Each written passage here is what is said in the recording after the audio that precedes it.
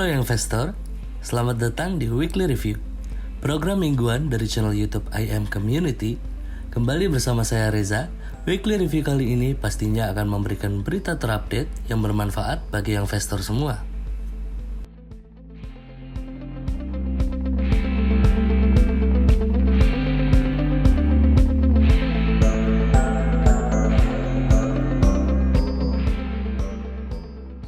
Berita pertama datang dari Masjid Istiqlal yang sudah mulai dibuka untuk sholat Jumat pekan ini. Diketahui Pemprov DKI Jakarta telah mengizinkan tempat ibadah bisa beroperasi 50% kapasitas atau 50 orang dengan protokol kesehatan ketat pada PPKM level 4. Wakil Ketua Bidang Penyelenggara Peribadahan Masjid Istiqlal Abu Hurairah memastikan nantinya masjid terbesar di Asia Tenggara itu akan menerapkan protokol kesehatan ketat bagi para jemaah yang hendak beribadah.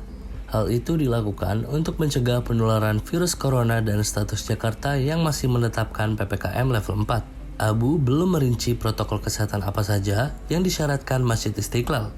Ia mengatakan pihaknya akan menggelar rapat teknis terkait penerapan protokol kesehatan tersebut dalam waktu dekat.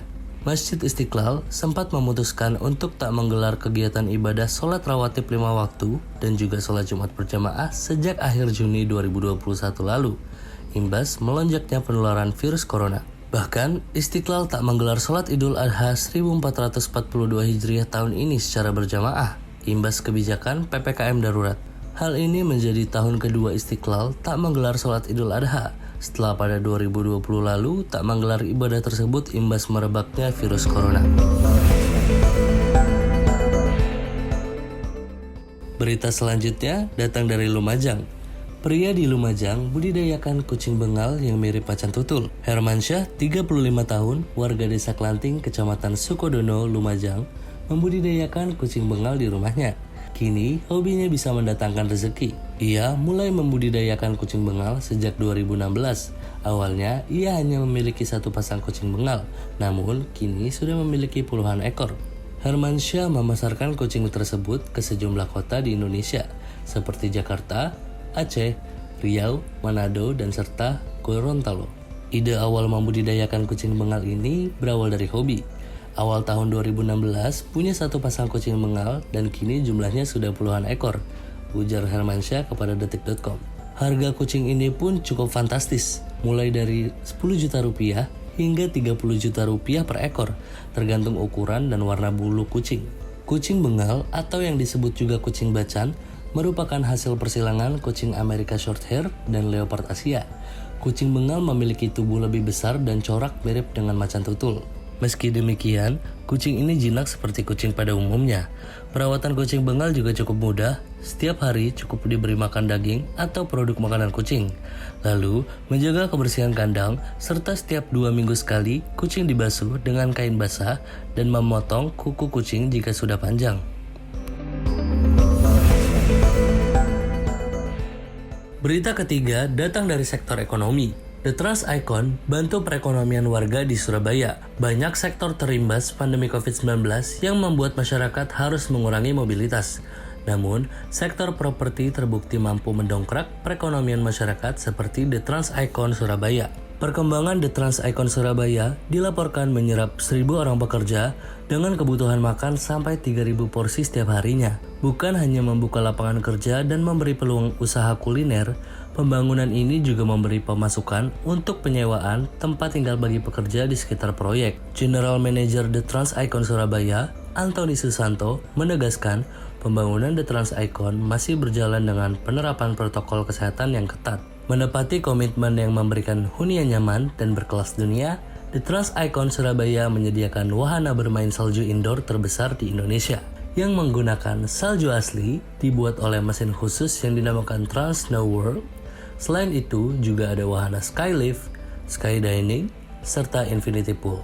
Antoni menambahkan, The Trans Icon Surabaya turut mengusung fasilitas gaya hidup berkonsep high-end, khususnya untuk penghuni berupa Trans Icon Mall, Transcape Terrace, yang merupakan destinasi kongko dengan arsitektur unik dan kekinian, serta Menara Bank Mega, yaitu pusat bisnis dan perkantoran baru. Saat ini disebut sebagai saat yang tepat untuk memiliki hunian di The Trans Icon Surabaya. Anthony menjelaskan ada beragam promo menarik seperti diskon 17%, ditambah 8%, dan 4,5%, juga bonus logam mulia sampai 25 gram.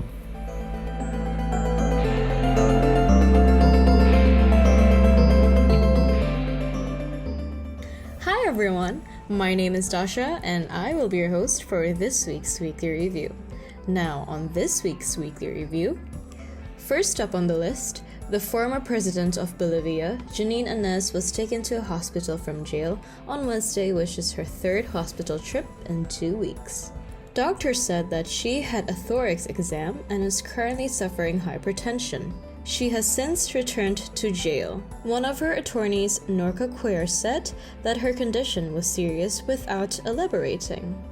Jeanine Áñez herself was detained earlier this year because of an accusation that she participated in a coup to oust a longtime leader Evo Morales in 2019.